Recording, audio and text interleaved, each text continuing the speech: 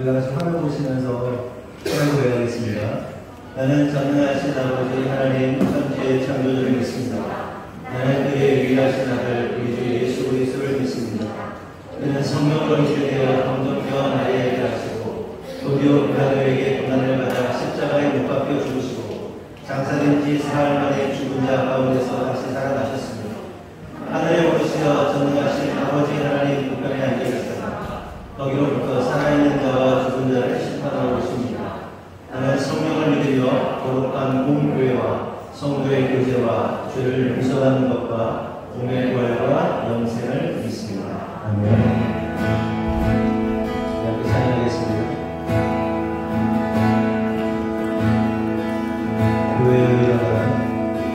교회여 일어나라 주께서 부르시니 그녀은과 주께 내려놓고 교회여 일어나라 교회여 일어나라 주께서 부르시니 우리 부르신 삶의 자리에서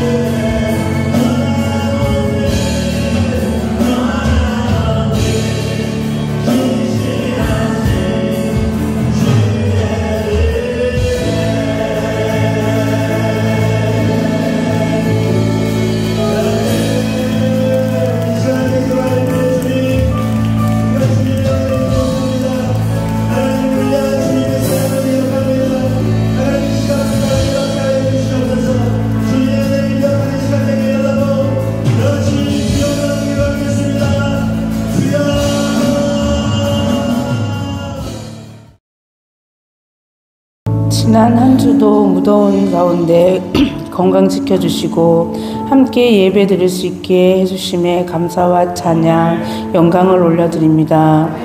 하루하루 우리의 삶 속에서 하나님의 은혜와 사랑을 경험케 하시고 크고 작은 일 가운데서도 주의 사랑을 느낄 수 있음에 감사합니다. 또한 믿음의 동력자들과 함께 어려움을 극복하고 그들의 격려를 통해 다시 제 믿음을 되살으며 신앙을 고백하고 주님을 찬양할 수 있게 하심에 감사합니다. 모든 일상의 소소한 순간들을 허락하신 하나님께 감사합니다. 일상에서 찾을 수 없는 작은 행복이 주님께서 주신 것을 믿고 주님께 감사하며 한 주를 보낸 수 있도록 인도하심에 감사합니다. 이런 소소한 행복들을 주님을 위해 살아감을 느끼고 우리의 삶이 기쁨과 감사로 이끌게 하신 주님께 감사합니다. 모든 순간마다 주님께 감사로 고백하는 우리의 삶을 되길 주님께서 인도하여 주시옵소서. 주님께서 늘 우리의 삶을 지켜주시고 우리가 주님의 삶 속에서 살아갈 때 얼마나 기쁨이 은혜와 넘친다는 걸 고백하는 또 한 주간의 시작을 인도하심에 감사합니다. 주님, 이 시간 다음 세대를 위해 기도합니다. 다음 세대 자녀들이 세상에 것만 바라보는 것이 아니라 주님을 바라보는 자가 되게 하여 주시옵소서. 하나님의 말씀을 먼저 양육하게 하게 하여 주시옵소서. 자녀들이 하나님의 지혜를 받아 세상의 지혜를 넘치고 넘치는 초월하는 경험을 하게 하여 주시옵소서. 겸손한 하나님의 자녀가 되게 하여 주시옵소서. 그리하여 가정과 이웃과 나라와 열방에 주님의 선한 영향력을 끼치고 하나님께 영광을 돌리는 리더자들이 되게 하여 주시옵소서. 다음 세대 아이들이 하나님을 어떠한 분이신지를 알게 하여 주시옵소서. 하나님을 아는 데에 더욱더 열정을 갖게 하여 주시옵소서. 말씀 안에서 순종하며 나아갈 수 있도록 인도하여 주시옵소서. 영육의 강건함도 주시고 몸도 마음도 자라듯 믿음의 날마다 자랄 수 있도록 인도하여 주시옵소서. 교회 중심의 신앙생활을 할 수 있는 은혜도 허락하여 주시옵소서. 믿음 안에서 목회자, 장로님, 권사님, 집사님들, 어른들을 공경하는 마음을 허락하여 주시옵소서. 그리하여 이 땅에서 주님이 주시는 기쁨과 복을 마음껏 누리게 하여 주시옵소서. 이 시간 목회자 가정을 위해 기도합니다. 목사님, 사모님 건강을 붙들어 주시고 마음에 주님이 주시는 평강이 임하여 주시옵소서. 늘 행복한 가정이 되게, 삶이 되게 주님께서 인도하여 주시옵소서. 힘이 난 비슬비 세 자녀 모두 주님의 성품을 닮게 하여 주시옵소서. 주님의 자녀로 사랑받고 축복이 넘치는 삶을 살게 인도하여 주시옵소서. 이 시간을 통해 주님을 더욱더 알고 주님을 더욱더 사랑할 수 있는 시간이 되게 하여 주시옵소서. 목사님께서 전하시는 말씀에 영이 다시 새롭게 살아가는 시간이 되게 하여 주시옵소서. 예수님의 이름으로 기도드립니다. 아멘.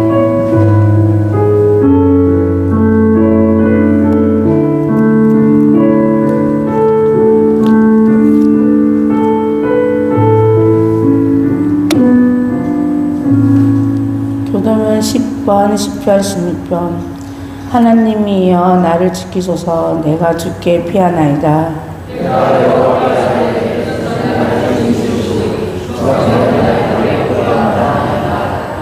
땅에 있는 성도들은 존귀한 자들이니 나의 모든 즐거움이 그들에게 있도다. 나는 그들이 드리는 피의 전제를 드리지 아니하며 여호와는 나의 산업과 나의 자녀의 소득이시니 나의 불깃을 지키시나이다.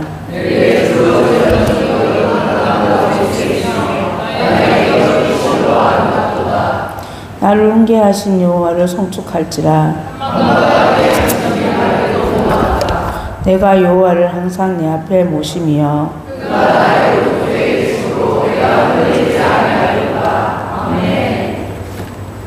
성경 공도 마태복음 2장 16절 18절 제가 공독하겠습니다. 이에 헤롯이 박사들에게 속을 줄 알고 심히 놓여 사람들을 보내어 베들레헴과 그 모든 지경 안에 있는 산의 아이를 박사들에게 자세히 알아본 그때를 기준하여 2살부터 알을 다 죽이니 이에 선지자가 예레미야를 통하여 말씀하신 바 나렘에서 슬퍼하며 크게 통곡하는 소리가 들리니 나렘이 그 자식을 위하여 애곡하는 것이라. 그가 자식이 없으므로 위로받기를 거절하였도다 함이 이루어졌느니라. 아멘. 목사님이 나오셔서 말씀 전하실 때 많은 은혜 받으시기 바랍니다. 네, 우리 옆에 분하고 인사합시다. 사랑합니다. 축복합니다. 네, 악수도 좀 하시고요. 인사가 저기 건전지 2개만 가져와 봐라. 네. 말씀을 통해서 하나님의 음성을 듣는 저와 여러분 되기를 예수님의 이름으로 축원합니다. 오늘은 라마에서의 통곡이라는 제목으로 말씀을 나눌 텐데요. 제가 설교를 또 준비하다 보니까 이게 요즘에 계속 많이 오버가 돼요. 그래서 준비하다 보니 라마에서의 통곡 요 부분을 나눠야 되는데 너무 길어서 앞을 잘랐더니 라마 부분이 라마에서의 통곡의 의미에 대해서 설명을 못할 것 같습니다. 다음 주나 기회가 될 때 다시 설교를 하는 걸로 하고요. 지난주 우리는 애굽에서 내 아들을 불러내었다라는 제목으로 말씀 나누었습니다. 천사가 요셉에게 지시하죠. 헤롯이 아기 예수를 죽일 것이다. 예수를 죽일 거니까 다 도망가라. 애굽으로 피하라. 라고 얘기를 하게 됩니다. 그러자 예수님의 이제 가족들이 다 애굽으로 피하게 되는데 애굽에서의 그 시간들, 수년 동안 시간을 보내게 되는데 요셉이 무슨 돈이 있겠어요. 그러니까 동방박사가 준 황금, 유약, 모략 가지고 애굽에 가서 그 시간들을 보내고 오는 것을 우리가 알 수 있습니다. 성경에 나오진 않아요. 그 얘기가. 그래서 헤롯이 죽을 때까지 애굽에 있다가 수년간 있다가 이스라엘로 돌아오게 됩니다. 그러면서 마태는 본문 15절을 통해서 호세아 선지자를 통해 예언한 대로 애굽에서 내 아들을 불러내셨다는 말씀을 이루려 하심이라 라며 기록하고 있는 것을 볼 수 있습니다. 이 말의 뜻이 뭡니까? 호세아가 하나님께서 주신 그 예언을 가지고 어떻게 한 거예요? 내 아들이 애굽에서 돌아올 거야 라는 예언을 한 건데 그 예언이 누구를 향한 예언이에요? 예수님을 향한 예언입니다. 그러니까 예수님이 애굽에 가셨다가 돌아오게 될 것이라는 것을 호세아가 예언을 했고 그 예언이 성취가 되는 겁니다. 그런데 여기서 우리가 주목해 볼 한 단어가 있는데 그것은 예수님께서 나오신 애굽, 그 애굽이 상징하는 것이 무엇인가를 좀 살펴볼 필요가 있습니다. 여러분, 애굽은 뭘 의미하는 거죠? 애굽이 뭘까? 애굽이 뭘 의미해요? 세상을 의미하는 거죠. 하나님의 통치를 거부하는 세상이 애굽이라고 할 수 있습니다. 그러니까 애굽은 타락한 세상, 하나님의 통치를 거부하는 세상. 그러면 생각해 볼 것은 당시에 예수님께서 빠져나온 애굽은 어디였을까 하는 겁니다. 그러니까 제가 말씀드리고 싶은 것은 예수님께서 출애굽을 하셨단 말이에요. 실제로 애굽에 갔다 오셨단 말이에요.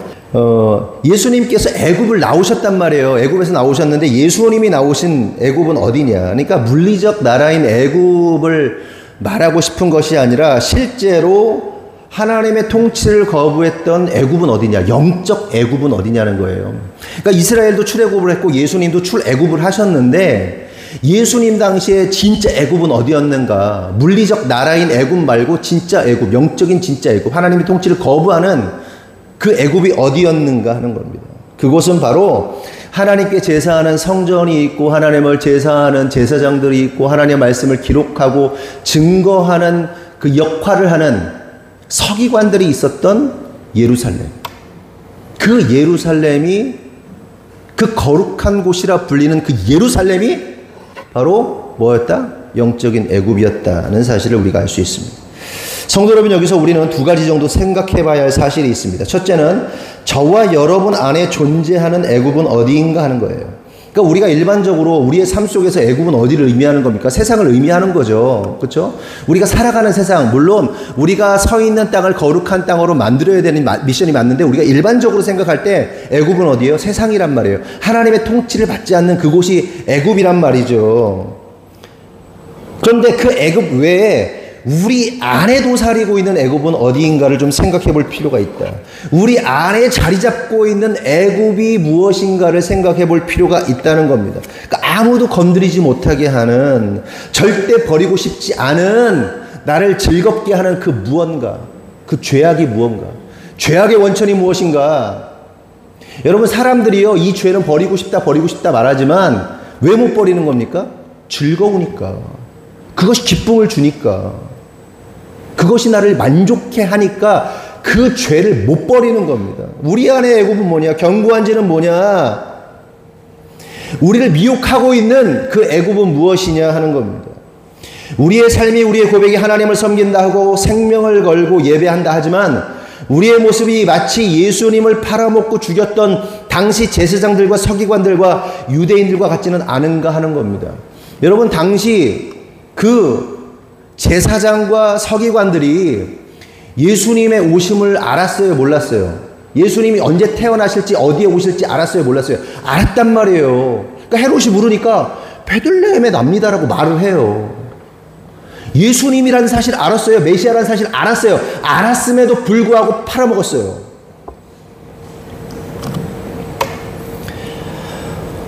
더 나아가 그들 속에 있던 예루살렘과 예루살렘 성전이 영적 애굽이었던 것처럼 혹시 우리가 몸담고 있는 신앙 공동체가, 우리의 교회가 혹 벗어나고 떠나고 그렇게 탈출해야만 하는 영적 애굽은 아닌가 하는 겁니다.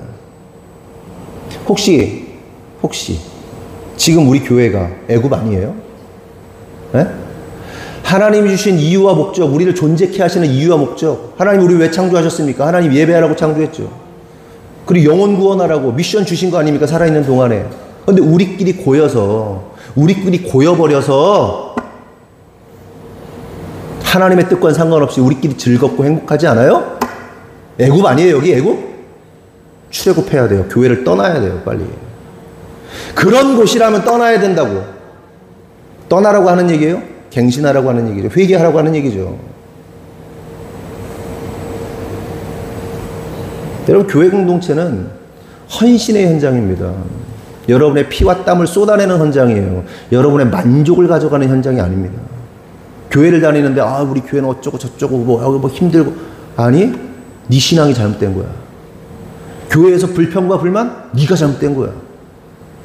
하나님 앞에 쏟아내는 거예요. 여러분의 애정을, 여러분의 모든 것을, 신앙의 고백을 쏟아내는 현장이 교회입니다. 교회 공동체입니다.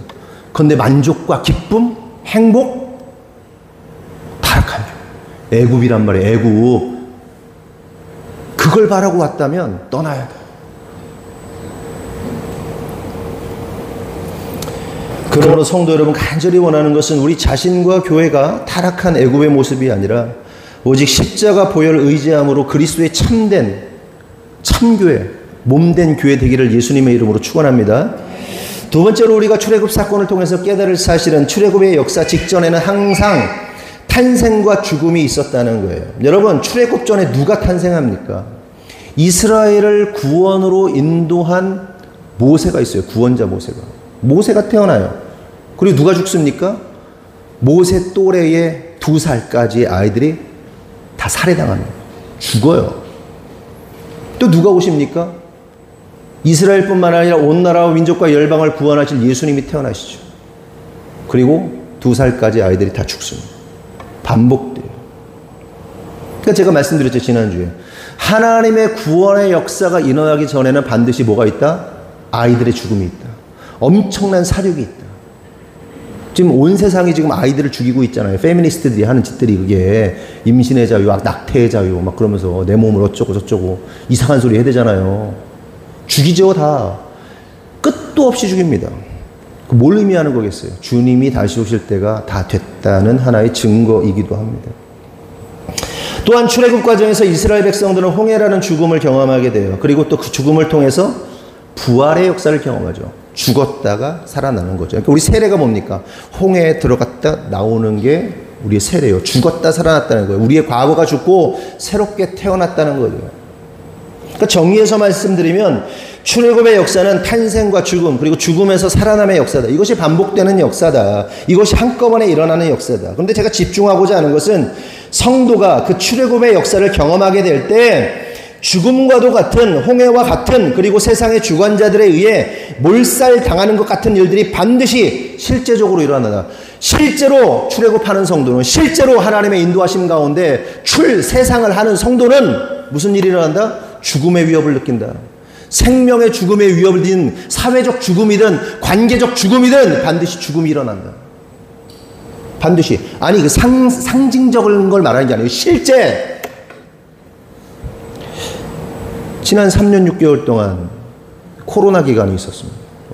참 숫자도 특이해요. 3년 6개월이더라고요. 성경이 말하는 뭐 전 3년, 후 3년 뭐 이런 걸 말하는 게 아니고 그 시간이 참 아이러니해요. 3년 6개월. 실제적 사건이죠. 성도들에게. 믿음을 지키려 했던 성도들에게 실제적 사건이죠. 출애굽하는 성도의 삶에는 복음의 가치로 인해서 죽음과도 같은 고통이 수반된다. 여러분, 여기서 우리가 착각하면 안 되는 것은 제가 말하는 게 이거예요. 자기 몸 하나 건사 못해서, 자기 기분 하나 컨트롤 못해서, 자기가 원하고 바라고 하고 싶은 거 하지 못해서, 이루지 못해서, 혹은 자기의 미숙함으로 인하여서 나약하여서 당하는 그런 아픔, 고통, 슬픔 따위를 말하는 게 아닙니다. 유약한 거, 나약한 거, 연약함, 죄입니다. 죄. 나약해요, 유약해요, 연약해요, 죄라니까요. 죄예요, 죄. 당연히 어린아이는 유약하고 나약하죠. 근데 25살이 됐는데 똥오줌을 못 가려. 죄입니다. 성장했어야 하는데 성장하지 못한 거. 인간의 피지컬적인 나이를 말하는 게 아니에요. 말씀을 먹었으면 애가 우유를 먹고 이유식을 먹으면 장연이 큰단 말이에요. 때가 되면 울음도 멈추고 때가 되면 소변도 가리고 똥도 가린단 말이에요. 그런데 그렇게 먹었는데도 불구하고 안 커? 그걸 뭐라고 말해요? 장애라고 말하는 거예요. 장애. 근데 이 아이가 내가, 여러분이 생각해 보세요. 영적으로 내가 이만큼이나 말씀을 먹었는데 내가 안 컸어. 너 장애야. 그럼 장애라고 인정해요? 안 하지. 그럼 죄야. 장애로 그냥 받아들이지, 아, 내 영적 장애구나 라고 받아들이는지, 아니면 죄 짓는 거라니까요. 성장하기를 멈추는 게 죄란 말이에요. 장성한 분량으로 크라고 말씀하시잖아요. 자연적으로 물 주고 햇빛 받으면 큽니다. 근데 왜 안 커? 장애든지? 장애면 긍휼함을 가져야지. 장애라면, 성도가 영적인 장애를 가졌다면 긍휼함을 갖지만 멀쩡한 사람이 성장하지 않는다? 죄다. 제가 왜 이런 얘기를 하는가 하면, 정말 많은 성도들이 복음과는 하등 관계도 없는 일들을 가지고, 다시 말해 십자가와는 전혀 상관도 없는 문제를 가지고 자기가 복음 때문에, 십자가 때문에, 신앙 때문에 고통을 당하고 있다는 착각을 너무나도 많이 하기 때문에 이런 말씀을 드린 거예요.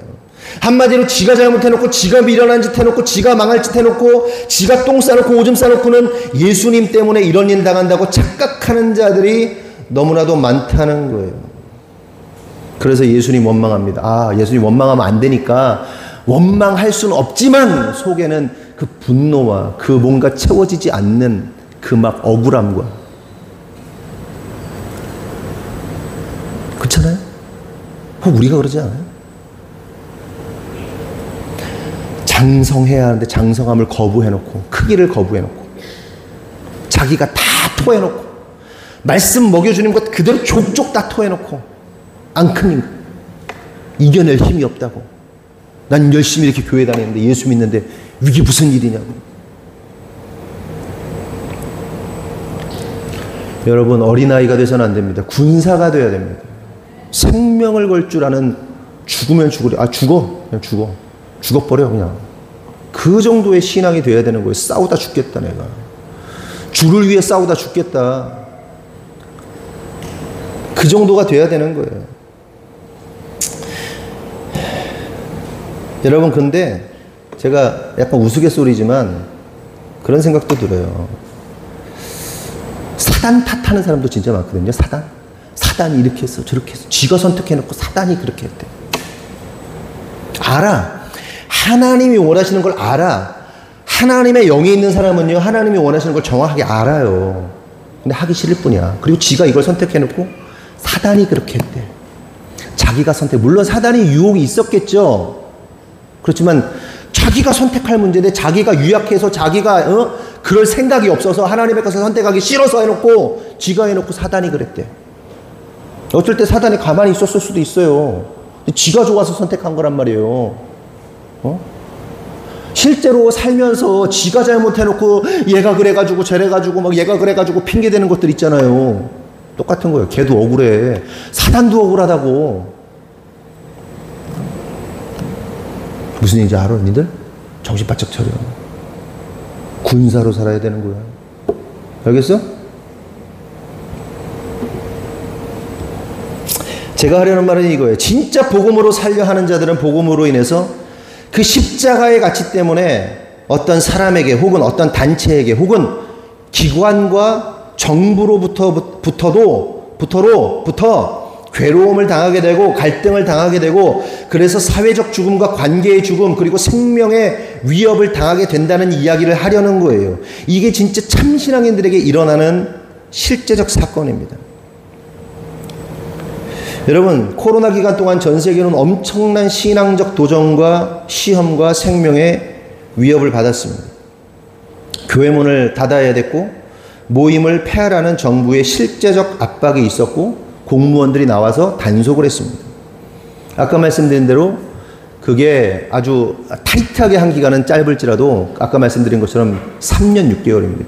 2019년 12월부터 물론 본격적으로 우리나라는 뭐 3월, 4월 이렇게 됐지만 2019년 12월부터 코로나가 시작됐고 23년 작년이에요. 23년 5월에 종식됐습니다. 3년 6개월의 시간입니다.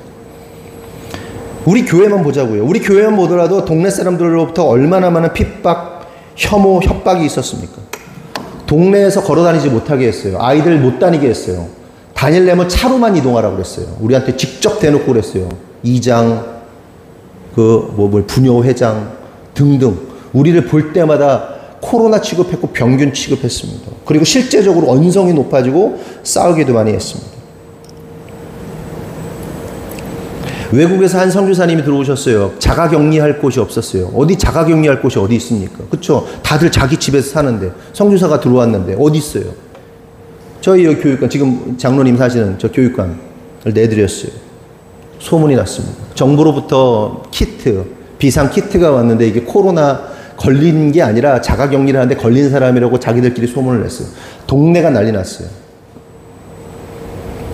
개떼처럼 달려들어서 헛소문을 내가지고 동네 전체가 난리 났죠. 뭡니까? 보건소장, 이장, 다 해가지고 언론사까지 막 난리가 났었습니다. 말로 다 할 수 없는 신앙적 핍박, 건축과 맞물려서 실제적으로 일어났어요. 두 가지 건축으로 함께 또. 그럼에도 불구하고 우리가 선택한 게 뭡니까? 끝까지 현장에서 예배를 하겠다는 것이었잖아요. 코로나에 걸려 부득이 예배할 수 없는 분들 제외하고는 단 한 사람도 빠지지 않고 어린아이부터 어른들까지 다 함께 예배 드렸잖아요. 천안역 지하교회 시절에서는 어떻게 했습니까? 문을 잠궜죠. 셔터를 내렸죠. 또 현장에 나온다는 얘기가 있어서 옆에 교육관 3층에 가서 거기서 예배 드렸습니다. 여러분, 왜 우리가 그렇게 사람들에게 핍박받으면서까지 무모한 짓을 했던 겁니까? 하나님께서 우리를 창조하신 이유와 목적이 뭡니까? 하나님을 예배하는 것으로, 예배하는 존재로 창조하셨기 때문에 예배를 멈출 수가 없는 거예요. 제가 현장 예배를 드리지 않은 한국교회에 대해서 그런 얘기를 하거든요. 우월감을 갖자는 게 아니에요. 손가락질하고 싶은 게 아니에요. 그냥 우리 얘기를 하는 거예요. 우리의 신앙의 고백을 얘기하는 거예요, 여러분. 코로나로 인해서 집회금지 명령이 내려졌을 때 가장 먼저 떠오르는 이미지는 그거였어요. 초대교회, 카타콤, 지하교회. 동굴에서 신앙생활하던. 가보신 분 계세요? 이스라엘에 갔을 때 저같이 등치 큰 사람들 다니기도 어려워요. 지하에 살기 때문에 햇빛을 못 보고 햇빛을 못 보기 때문에 사람들이 외소증에 걸리고 그리고 햇빛을 못 본 것들 때문에 각종 질병에 시달리고 눈은 퇴화되고 사람이 짐승처럼 이상한 존재로 변해 간다고 합니다. 오래 살지 못하고. 그 질병 때문에. 그럼에도 불구하고 그들이 끝까지 신앙을 지켰죠. 그 이미지가 팍 떴어요. 그리고 믿음의 선진들이 그렇게 어떠한 핍박 속에서도 예배했던 것, 생명을 걸고 예배했던 것들이 떴습니다. 그래서 성도들에게, 저와 제 아내는 성도들이 그 환난의 시간들을 겪어내고 생명을 걸어 승리하는 경험을 하기를 원했어요. 근데 그게 3년 6개월이나 될 줄은 몰랐어요. 그럼에도 불구하고 끝까지 버텼어요. 우리 얘기하는 거예요. 여러분 애썼다는 얘기 하는 거예요. 생명을 거는 성도는 생명의 위협을, 출애굽하려고자 하는 성도에게는 실질적인 생명의 위협이 온다는 얘기를 하는 겁니다. 그 수많은 우여곡절, 압박, 위협 속에서도 예배했어요. 그리고 하나님은 정확하게 코로나의 시작 지점에 학원을 인수했죠. 학원은 바로 문 닫았습니다. 인수하자마자 학원을 문 닫았어요. 줌바 댄스 뭐 이런 게 터져가지고. 그런데 하나님은 그 현장을 통해서 교회 건축을 이루어 가셨습니다. 코로나 시작과 교회 건축이 시작된 거예요. 학원이 열리고 건축이 시작되고 올 부활절에 완공을 했습니다. 부채 없이, 물론 땅에, 지금 땅에 처음 땅에 살 때 묶여있던 지금 뭐 몇 천만 원 남았는데 그것을 빼고는 8억이라는 돈을 현금으로 건축을 했습니다. 사실 살아남기 어려운 시절이었잖아요. 여러분에게 건축 헌금 하라고 한 적 한 번도 없습니다. 여러분들이 하나님이 주신 감동으로 헌금했어요. 어린아이부터 어른까지 생명과도 같은, 우리 가운데 부자가 있습니까? 뭐 능력 있는 사람이 있어요? 그럼에도 불구하고 작게는 수백만 원에서 수천만 원씩 여러분들의 생명과도 같은 전 재산을 다 드렸습니다. 못 먹고 못 쓰면서 주님의 몸된 교회를 위해서 그렇게 죽을 각오로 드렸습니다. 게다가 여기 계신 대부분의 분들이 그 당시에 어떻게 했습니까? 마트를 못 갔죠. 커피숍 못 가고 마트 못 가고 식당도 못 갔습니다. 모든 매매, 거래를 할 수 없는 상황이었습니다. 참 감사한 건 쿠팡, 뭐 배송, 뭐 저기요? 그거 하나 있었죠. 그거 하나 있어. 그걸로 살았어요. 오랜 기간 그렇게 살았어요. 사회적 죽음을 경험한 겁니다. 하나님은 그렇게 여러분을 쓰셨고 부흥케 하셨고 승리케 하셨습니다. 제가 말씀드리는 이유는 이거예요. 복음으로 살고 신앙의 가치로 십자가에 살고자 하는 자들은 그렇게 출애굽하고자 하는 성도의 삶에는 복음 때문에, 신앙 때문에, 예수님 때문에 삶의 위기가 오고 직업을 잃게 되는 위기가 오고 죽음의 위기가 오고 사회적 격리, 사회적 죽음을 경험하게 되고 그렇게 홍해를 건너야 되는, 목숨을 담보해야 하는 위기가 온다. 하지만 성도 여러분, 우리가 두려워하지 말아야 할 것은 그러한 시간이 온다 하여도 하나님은 우리 어떻게 하십니까? 살려주세요. 반드시 살려주세요. 죽이지 않으세요. 살아남게 하신단 말이에요. 지금 잘 살고 있잖아요. 우리 가운데 죽은 사람 없잖아요. 그러므로 성도 여러분, 바라는 것은 저와 여러분들이 날마다 세상의 가치 앞에서 쉬운 길을 선택하고 타협하는 인생 아니라 날마다 순간마다 죽음을 각오하고 벼랑 끝에서도 몸을 던질 줄 아는, 그렇게 복음의 가치만 따라 사는, 그래서 히브리서 11장 믿음의 선지인들이 세상 사람들의 조롱, 채찍, 결박, 옥에갇힘, 시련, 돌로 치는 것, 톱을 켜는 것, 시험과 칼로 죽임과 궁핍과 환난과 학대 가운데서도 믿음을 지킨 것처럼 저와 여러분들이 끝까지 믿음을 지키는 강력한 믿음의 군사 되기를 예수님의 이름으로 축원합니다. 아멘. 그게 필요한 거예요. 오늘날 시대. 왜냐하면 제가 코로나가 터지기 전에 들은 소식이 코로나라는 것이 전 세계를 수년 동안 뒤덮을 것이라는 소식을 들었어요. 제가 이미. 그리고 터졌어요. 한 2개월 있다 터지더라고요. 근데 여러분, 계속해서 코로나보다 더한 게 올 것이라는 소식이 있습니다. 근데 몇 번이 불발된 걸로 알고 있고요. 그러니까 음모론 말하는 게 아니라 세상의 주관자들이 한 번 테스트했기 때문에 더 강한 것을 우리에게 밀어붙일 수밖에 없다는 얘기를 하는 거예요. 마지막 때이기 때문에 뭐 내년에 예수님 오신다 이런 얘기가 아니에요. 우리가 살아가고 있는 시대에 우리가 또한 성도는요, 매일매일을 종말처럼 살아야 하기 때문에 이 얘기하는 거예요. 매일이 종말이에요. 오늘도 종말이에요. 지금 예수님이 당장 오셔도 이상하지 않은 시즌이란 말이에요. 성경에 예언된 그 모든 것들이 그렇게 말하고 있잖아요. 올림픽을 통해서도 그렇게 말하고 있고, 물론 그런 일들이 있을 때만 이런 얘기 대두가 되지만 그냥 제가 하고 싶은 얘기는 마라나타 예수님을 기다리는 것이 정상적인 신앙이다. 그리고 매일매일 종말처럼 살아야 한다. 그러면서도 동시에 매일매일 종말처럼 산다고 해서 뭐 다 집 팔고 논 팔고 땅 팔아가지고 뭐 이게 하라는 게 아니라 오늘도 나무를 심어야 된다. 복음을 심어야 된다. 그 얘기를 하는 거예요. 마음을 단단히 먹으셔야 돼요. 신앙이 약하고 유약한 자들은 사단에게 삼켜질 수밖에 없어요. 신앙을 지켜야 돼요. 생명을 걸어야 돼요. 날마다 순간마다 생명을 걸어야 돼요. 예배의 생명을 걸어야 돼요. 본론으로 들어와서 본문 16절을 보면 헤롯 왕이 예수님과 예수님을 통하여 구원받을 백성들을 출애굽, 그 예수님이 출애굽하시고 예수님을 통해서 세상을 하게 될 자들을 막기 위해서 세상의 주관자인 사단이, 그리고 당시 이스라엘의 주관자인 헤롯이 예수님을 죽이려는 것을 볼 수 있어요. 16절 보면 이에 헤롯이 박사들에게 속은 줄 알고 심히 노하여 사람을 보내어 베들레헴과 그 모든 지경 안에 있는 사내 아이를 박사들에게 자세히 알아본 그때를 기준하여 2살부터 그 아래로 다 죽이니, 다 죽였다. 여기서 우리가 주목해 볼 단어가 있는데 그것은 베들레헴입니다. 베들레헴의 뜻은 떡집이란 뜻입니다. 떡집, 떡을 만들어내는 집, 떡집. 그런데 베들레헴에 누가 나신 거죠? 예수님이 태어나셨습니다. 예수님은 뭐죠? 생명의 떡이시죠. 생명의 양식이죠. 그냥 떡집의 생명의 양식, 참 양식, 영원한 양식이신 예수님이 오신 거예요. 그러니까 떡집이 생명력이 없었는데 그 생명력 없는 떡 가운데 진짜 참떡이 오게 된 거예요. 그러니 보세요. 그 떡 먹으면 어떻게 되는 거죠? 사람들이 그 떡을 먹기만 하면 살아나는 거예요. 죽지 않는 거예요. 영원히 사는 거예요.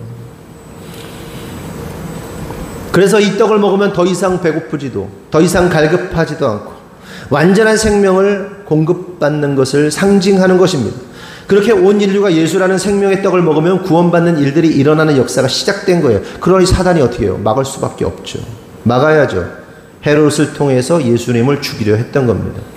그런데 중요한 사실은 이러한 시도들이 2000년 전 혹은 모세 당시에만 일어난 일들이 아니라 오늘날에도 형태와 모습만 다르지 동일하게 지속적으로 반복적으로 일어나고 있다는 겁니다.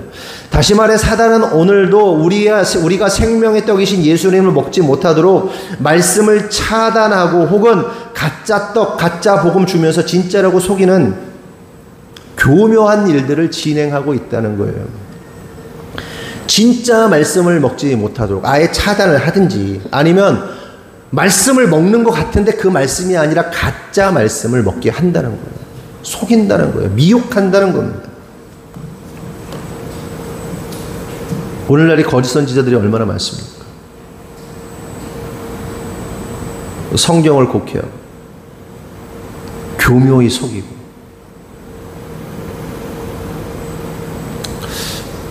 어떤 젊은 목사님이 유튜브에 쇼츠를 제가 구독을 눌렀는데 그분이 참 바른 얘기를 하죠.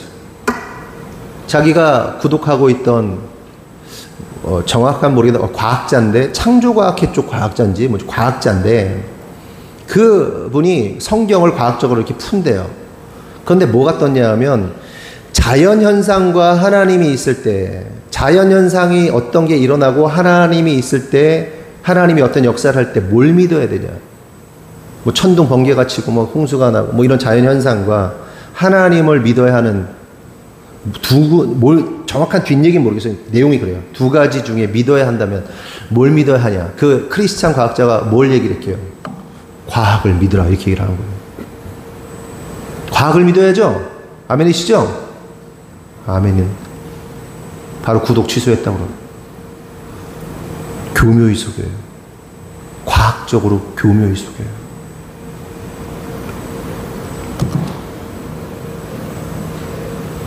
가짜 떡을 먹입니다. 오늘날 조엘 오스틴 같은 자들 있잖아요. 믿음과 긍정은 다른 겁니다. 믿음 안에는 긍정성이 있지만 믿음과 긍정은 다른 문제예요. 너무 뻔한 얘기죠. 많이 들으셔서. 긍정은 믿음이 아닙니다. 믿음은 말씀을 의지하게 돼 있어요. 긍정은 나로부터 나오는 거예요. 나로부터 나오는 건 믿음이 아니에요. 하나님으로부터 오는 것이 믿음입니다.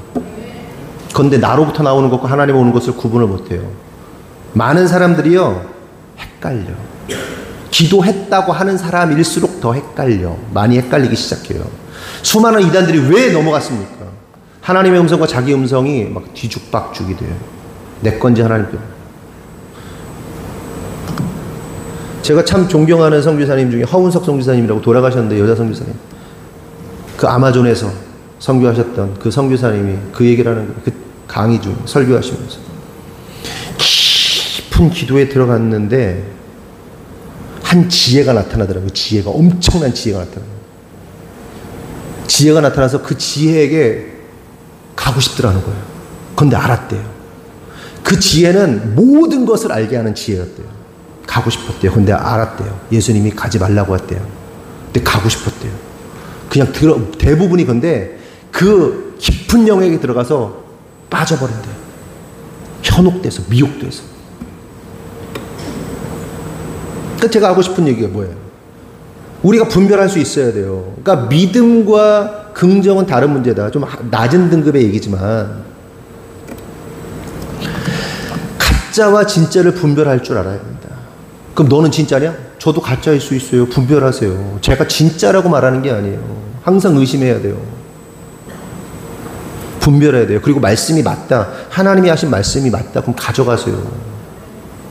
근데 여러분도 여러분들의 잣대로 막 재단하지 마세요. 말씀이 중심이 돼야 돼요. 말씀으로 근거해야 돼요. 여러분의 기분이 아니에요. 여러분의 상태가 아니에요. 여러분의 지금 뭐 어떤 그 뭐가 아니란 말이에요.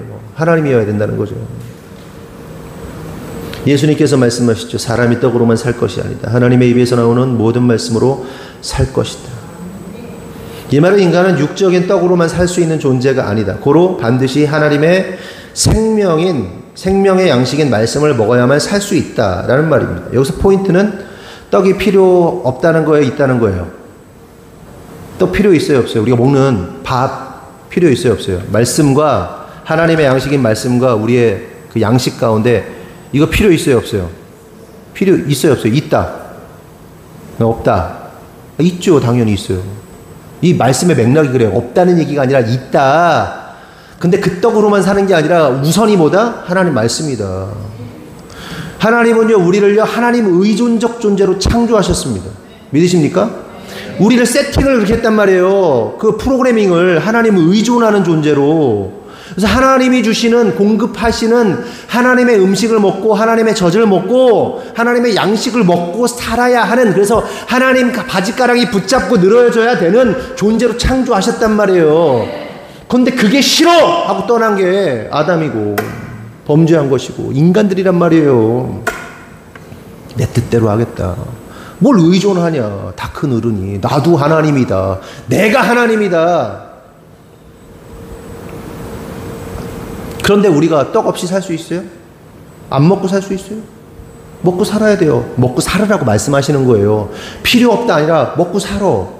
근데 말씀이 먼저야. 네 영이 말씀으로 살아야 돼.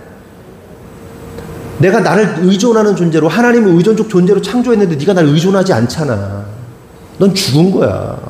죽었다고, 인간아.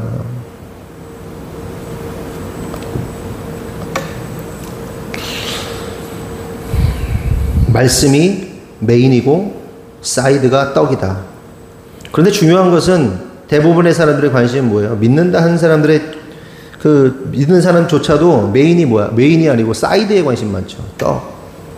떡에 관심이 많아요. 경제력에 관심이 많습니다. 왜 그렇습니까? 경제적 능력과 사정이 좋으면 모든 것이 해결되는 것처럼 보이는 세상에 살기 때문에 그렇죠. 그리고 실제로 우리가 살면서 가장 많이 부딪히는 문제가 뭐예요? 돈의 문제잖아요. 돈의 문제. 돈 때문에 괴롭죠. 근데 돈만 있으면 해결될 것 같고 다 될 것 같고. 여러분, 저는 돈을 무시하지 않습니다. 근데 제가 지하교회에 있을 때 한 7, 8년, 아니, 한 10년 가까이, 한 7, 8년 정도 되네요. 굉장히 저는 염세적이었고, 돈에 대해서 멀리 했고, 싫어했고, 그게 그리스도인답지 못하다라고 착각했습니다.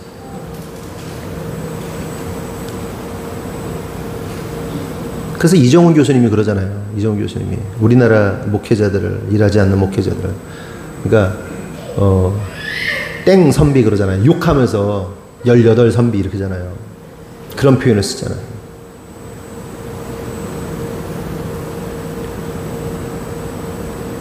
저는 우리 성도들에게 재정적 능력이 좀 탁월하고 출중했으면 좋겠습니다. 그래서 믿는 자들이 왕의 재정을 가지고, 하나님 재정 가지고 하나님 나라의 완성을 위해 사용할 수 있어야 된다고 생각합니다. 그래서 저는 후배 목사님들한테 너 나가서 일해. 그 얘기 많이 합니다. 너 뭐해? 솔직히 말해. 뭐해? 주중에 뭐해? 성경 읽어? 전도해? 전도도 안 하잖아. 너 성경 얼마나 읽어? 뭐해? 일해. 가족 먹여 살려. 그게 중요해. 그 얘기를 한단 말이에요.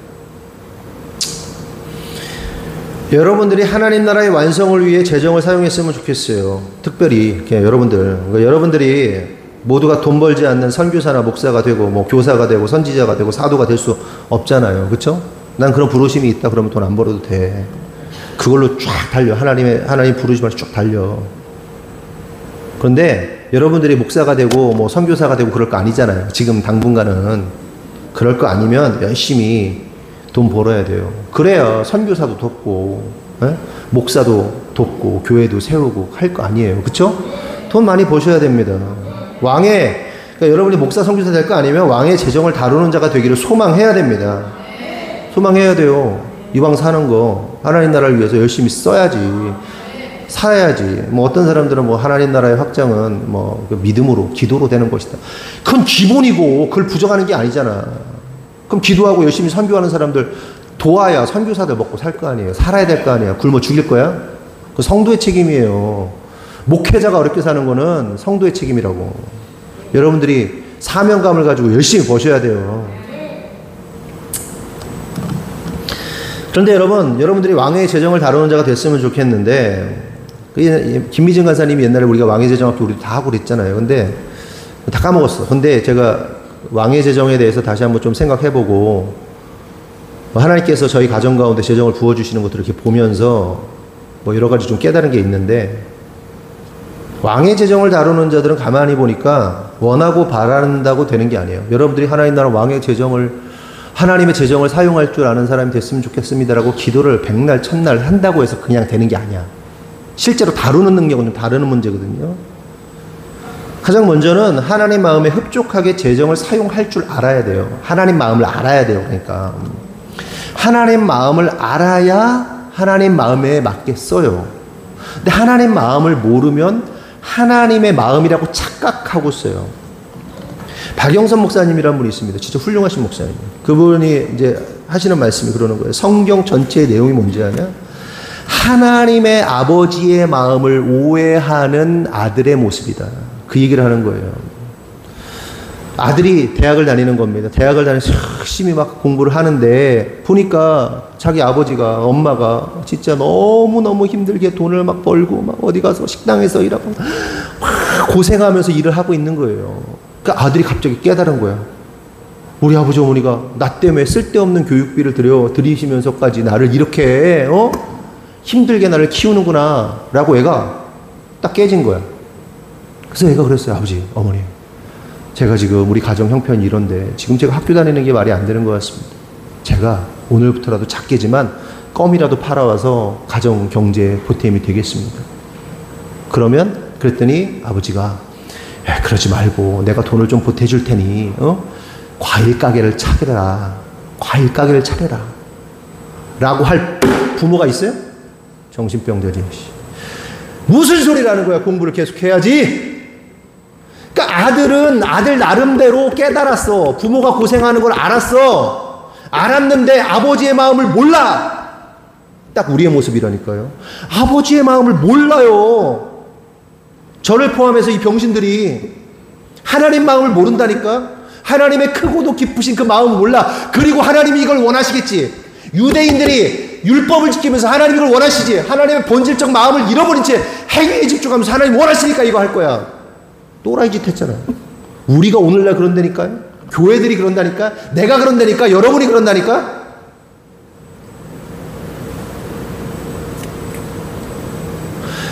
왕의 재정으로 돌아오면 진짜 왕의 재정을 사용하는 자는요, 하나님의 마음을 먼저 알아요. 하나님의 마음을 아니까 하나님 마음에 합하겠습니다. 하나님 마음. 그 마음을 알아야 돼. 내가 이슬비한테 5만 원을 줬는데, 야, 네가 잘 써봐.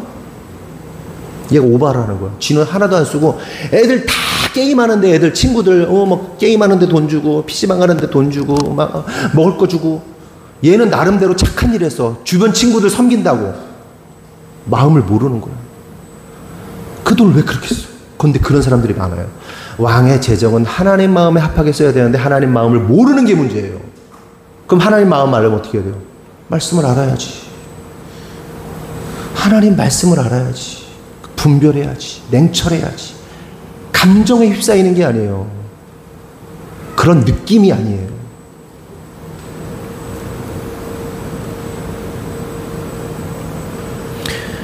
또 많은 사람들이 이렇게 기도합니다. 하나님, 하나님께서 나한테 이번 문제를 잘 풀어주시면 내가 이렇게 헌금하겠습니다. 하나님, 내가 좀 돈을 벌면, 이 정도 내가 돈을 모으면 내가 하나님께 이렇게 하겠습니다. 그러면 하나님 들어주실까요? 답은 들어주시기도 하고 안 들어주시기도 해요. 어떤 사람 들어주신다? 새신자, 초신자들. 하나님, 여러분, 새신자는요, 특권을 가진 시대입니다. 특권의 시대예요. 원하잖아요? 여러분들이 하나님을 신뢰하고 원하고 기도하잖아요? 다 이뤄주세요. 왜? 하나님의 존재를 인식시켜 주려고. 네가 나를 믿냐? 나 있어, 진짜 있어. 그래서 새신자는요, 기도하면요, 팍팍팍팍 이루어집니다. 우리 자원 형제도 그랬잖아요. 팍팍 들어주세요. 인지시켜 주는 거예요. 근데 어느 정도 시간이 지난 성숙한 자들에게 그런 기도, 하나님 나한테 뭐 해주면 안 들어주세요. 네가 지금 그러고 있을 때냐? 안 들어주세요. 왜 안 들어주실까? 성숙한 자가 하나님께 조건을 거는 것 자체가 잘못된 거예요. 무슨 조건을 걸어? 그 재정이 누구 거야? 본질적으로 재정이 누구 거야? 네 게 아니야. 청지기 게 아니야. 하나님 거야. 주인 거라고요. 그러니까 왕의 재정을 다룬다는 것은 내 돈을 다루는 게 아니라 하나님 걸 다루는 자예요. 하나님 걸 내가 하나님의 마음에 앞에 쓰는 자예요. 그런데 어떻게 해요? 내 거라고 착각하는 거예요. 이 전제가 달라요. 왕의 재정을 다루는 자는 전제가 뭐다? 내게 다 하나님 거다라는 개념이 있어요. 하나님이 원하시면 언제든지 다 돌려드린다. 그게 전제가 깔려있단 말이에요. 근데 왕의 재정에서 어디서 첫 번째 단계 허들을 못 넘냐? 내 거를 하나님께 드린다라는 착각을 해요.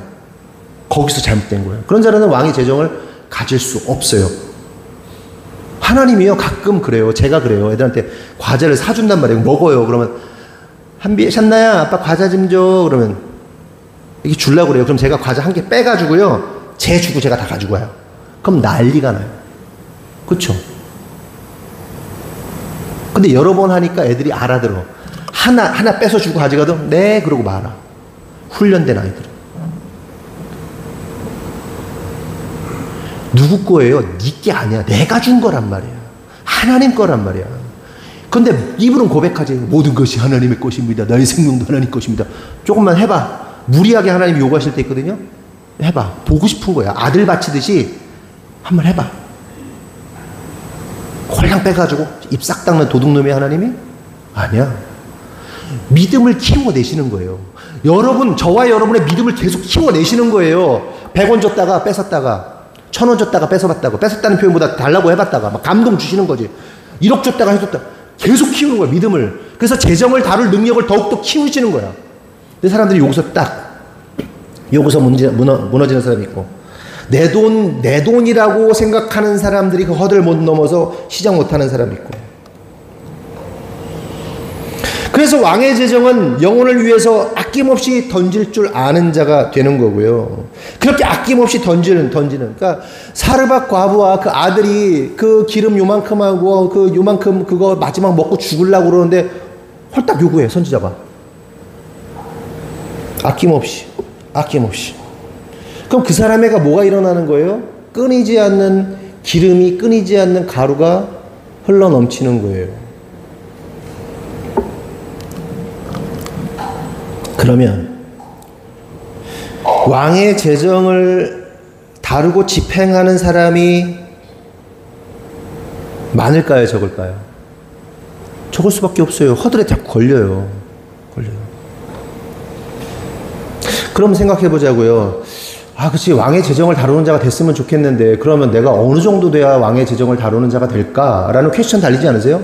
저도 이 고민 많이 해봤거든요. 근데 설교를 준비하면서 깨달아진 게, 왕의 재정을 다루는 자라면, 인성아, 네가 진짜 하나님의 재정을 다루는 자가 되고 싶어서 기도했고 왕의 재정을 달라고 했는데, 그럼 네가 얼마 정도 있어야 왕의 재정을 다루는 자가 될까? 얼마 있으면 이 정도는 왕의 재정을 다루는 자가 될 수 있을 것 같아. 해봐. 200만 원? 200억? 뭐야? 200만 원이야? 200억이야? 2천만 원이야? 뭐야? 200만 원? 200만 원만 있어도 너 왕의 재정을 다룰 수 있는 자가 될 것 같아?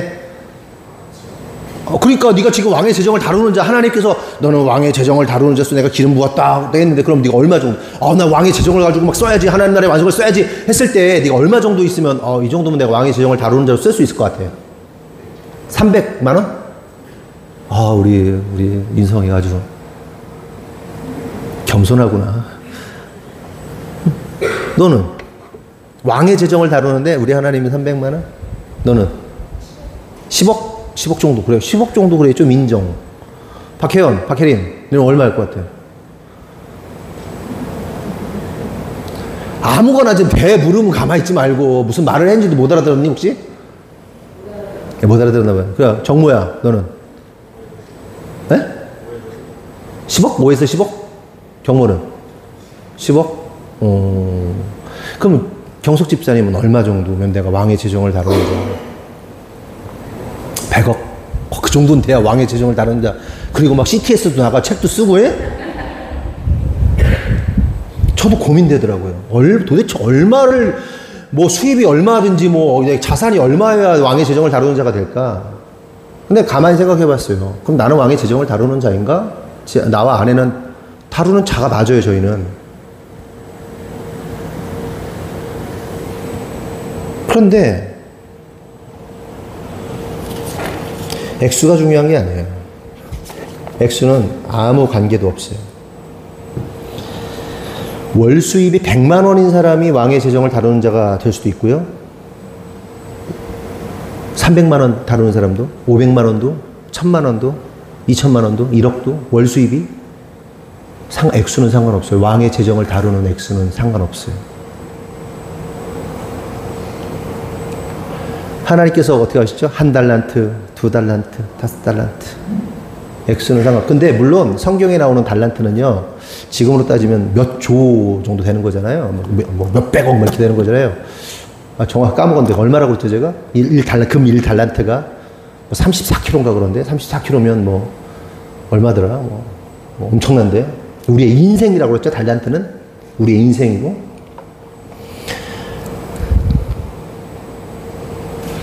중요한 건 뭐예요? 시작은 작아요. 근데 그 작은 달란트를 충성함으로 남기면 어떻게 해요? 하나님이 더하시는 거예요. 너 월급 100짜리냐? 200짜리로 바꿔주지. 200에서 충성했냐? 그리고 400짜리로 바꿔주기.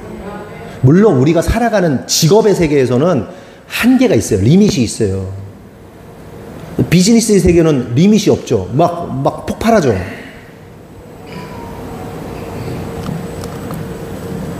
그런데 그 사람에게 있어서 하나님이 맡겨주시는 거예요. 그 재정을 맡겨줄 때 네가 왕의 재정을 다루는 자로서 순종했냐? 그러면 저 새끼 거 1달란트 거 이 새끼 싸가지 없는 새끼, 말 안 듣는 새끼, 저거 아무것도 안 한 새끼 뺏어가지고 주는 거예요. 늘리는 거예요. 그러니까 우리에게 중요한 건 뭐예요? 충성하고요, 순종하고요, 실력을 키워 나가는 겁니다. 무던히 애쓰고 노력하는 겁니다. 그러면 그 능력과 크기가 점점점 커지는 거예요. 갑자기 하나님께서 여러분들에게 막 1억을 주고 10억을 주지 않아요. 왜? 타락할 거 알아. 진짜 하나님 사랑하시면 그렇게 안 해요. 안 줘요. 왜 능력이 없는데 왜 줘요? 실력을 키워 나가야 된다. 근데 놀랍게도 여러분 상당수의 사람들이요, 왕의 재정의 기름 부음을 받아요, 못 받아요? 받아요.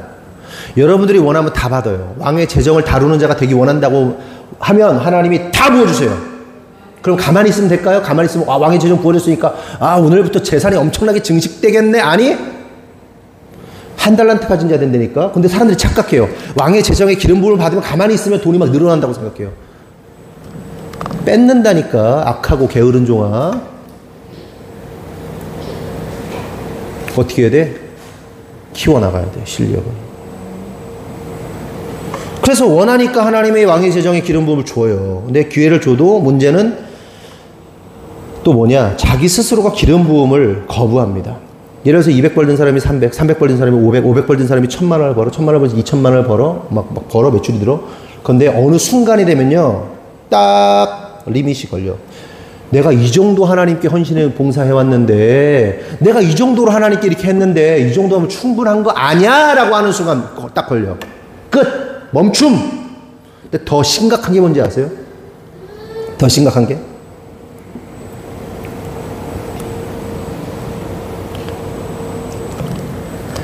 내가 뭐 1,000만 원을 벌게 돼서 그 정도 수준에서 어느 정도 하다가 아예 내가 막잖아요. 아예 딱 끊잖아요. 하나님 쪽으로 가는 걸 끊잖아요. 줄이잖아요. 그 버는 거에 만큼 뭐 하는 만큼 풀어내야 되는데 막잖아요. 그럼 뺏기요, 여러분께. 그래서 왕의 재정이 쉬운 게 아니에요. 그 왕의 재정은 그냥 내게 다 없어. 하나님 거야. 다 하나님 거야. 이 개념이 있어야 돼요. 써야 돼요. 근데 내 거라고 생각하면서 내가 리밋을 걸어요. 대부분이 그래요. 대부분. 그게 100만 원을 벌든 200만 원을 벌든 300만 원을 벌든 500만 원을 벌든 이 정도 하면 되는 거 아니라고 딱 리밋 걸고 끝낸다니까.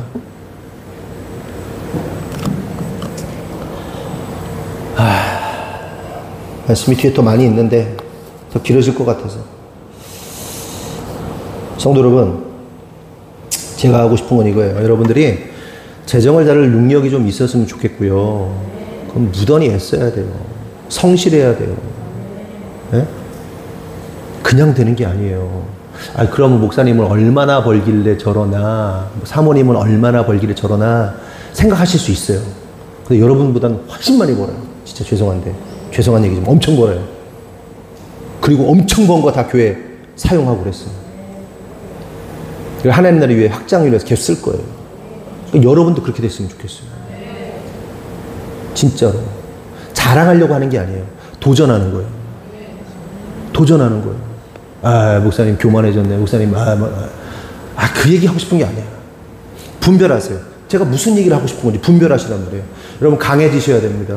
날마다 훈련하셔야 돼요. 멈춰있으면 안 돼요. 유약하면 안 돼요. 성장해야 돼요. 강력한 군사 되세요.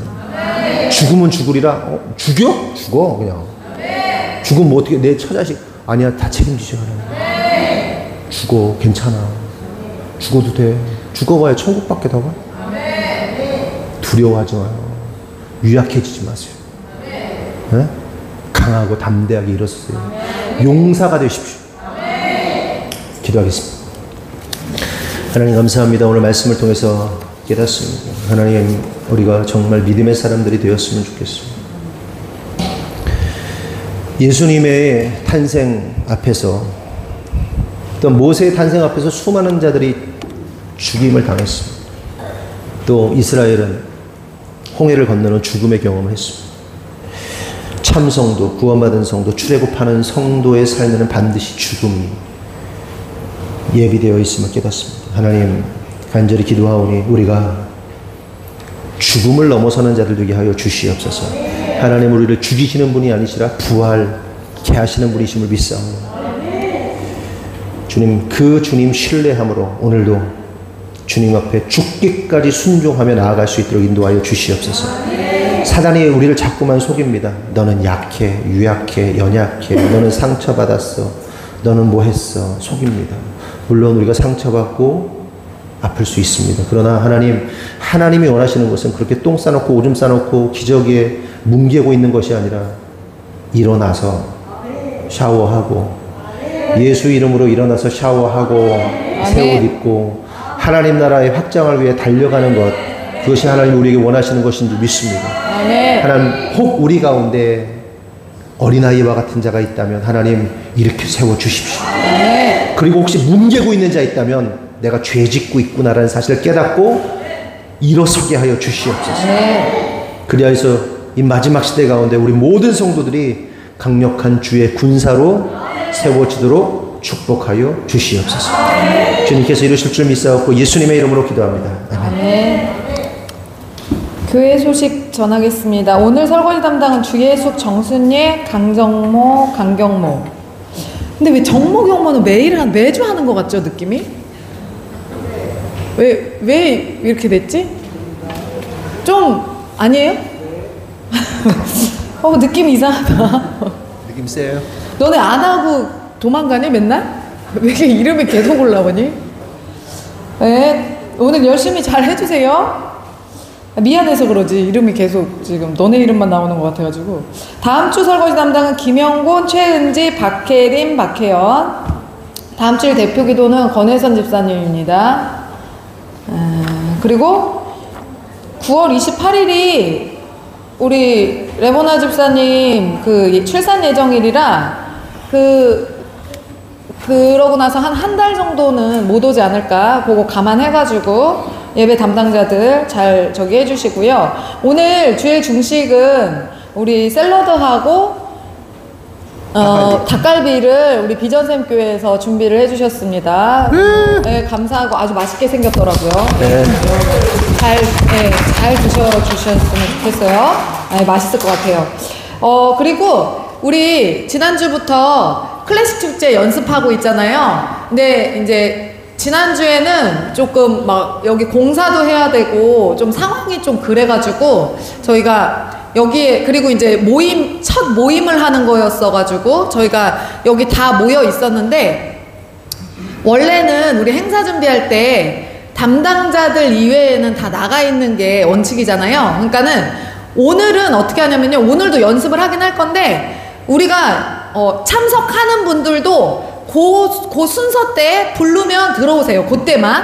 무슨 말인지 아시겠죠?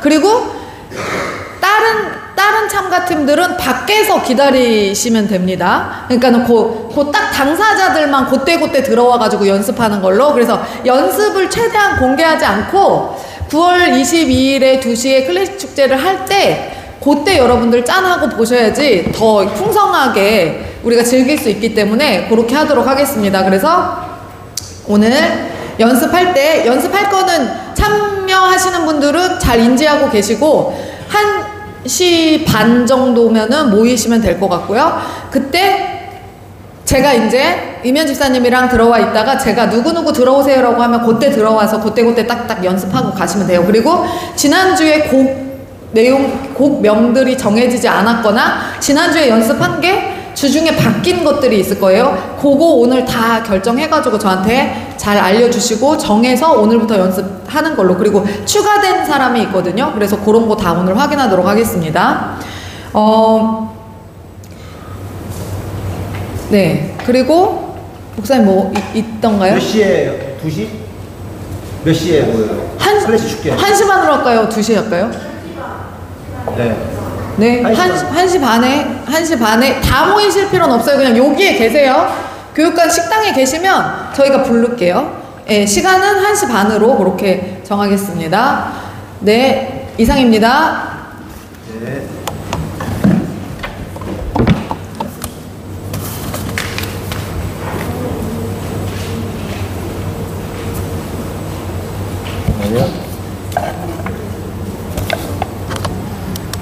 네, 드린 예물 봉독하겠습니다. 주일헌금 박상훈, 권혜선 저희 가장 드렸고요. 박다솜, 현시온, 김은정, 현인환, 이대준, 최은지, 김영곤, 박유담, 박순남, 박혜린, 박혜연, 강민영, 남영자, 김승윤, 주혜숙, 강정모, 정순예, 강경구, 강경모, 유영준, 유경종, 김상희, 지성수, 유천한 집사님 드렸고요. 1000번째 이대준 남정 권사님, 강민영, 박수남 형제님, 현시온 어린이, 현인환, 김은정 집사님, 건축헌금, 유경석 집사님, 속효헌금, 꿈속 드렸고요. 감사헌금, 비전샘 교회, 하나님 위해 헌신하고 봉사할 수 있는 삶이 은혜입니다. 감사합니다. 김은정 집사님.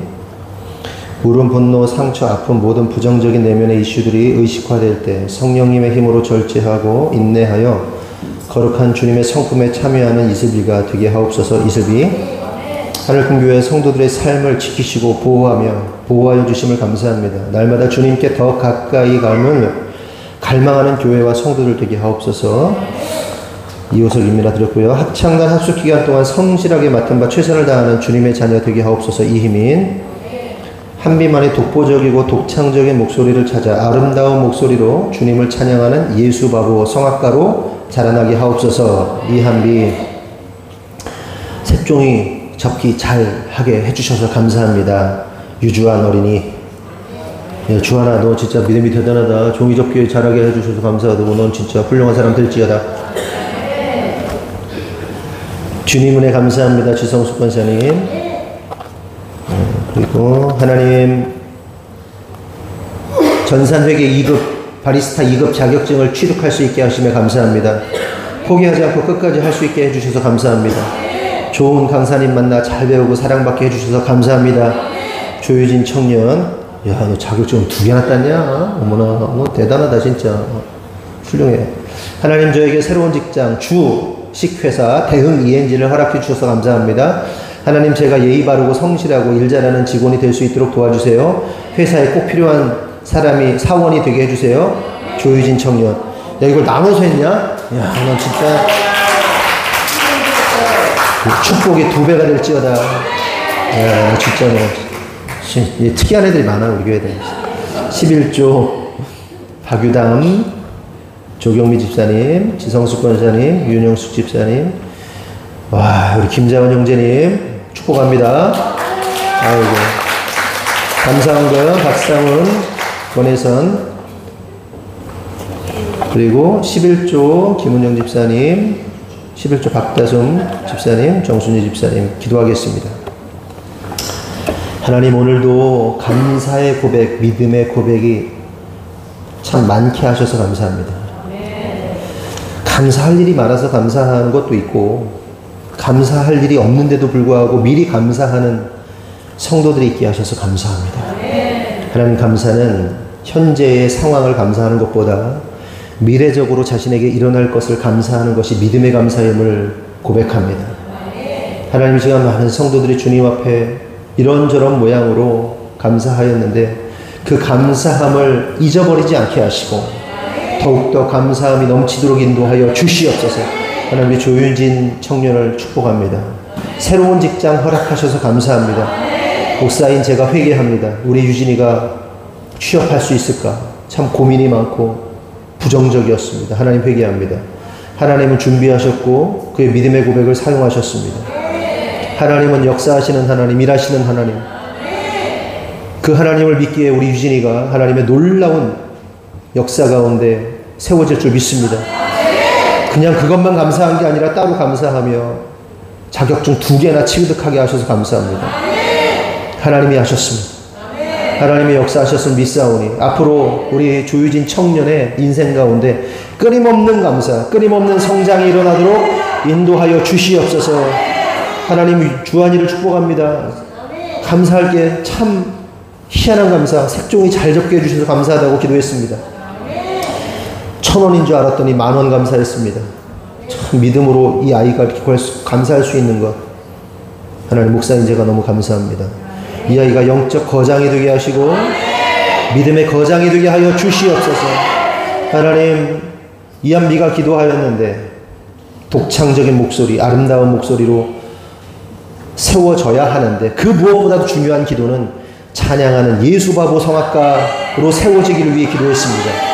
그렇게 될 줄 믿사오니 그의 찬양을 듣기만 하면 수많은 사람들이 은혜 받고 눈물을 흘려 예수님을 알 수 있는 그런 위대한 성악가 되게 하여 주시옵소서.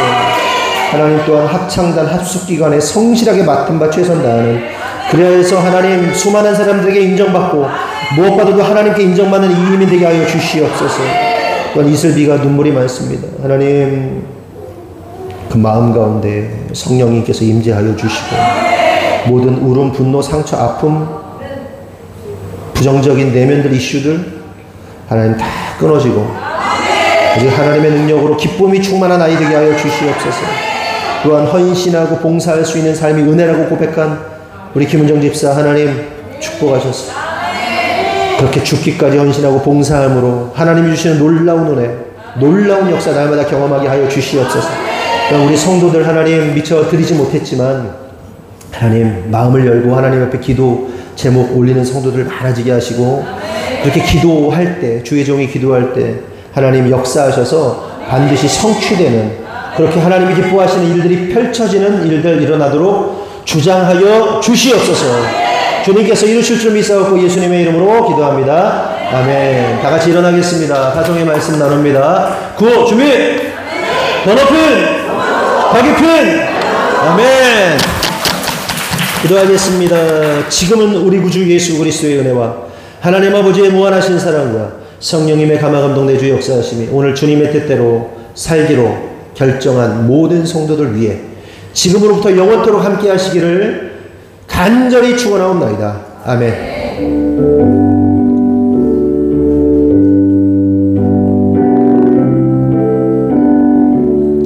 다시 한번 하나님께 영광의 박수를 드리겠습니다. 아멘.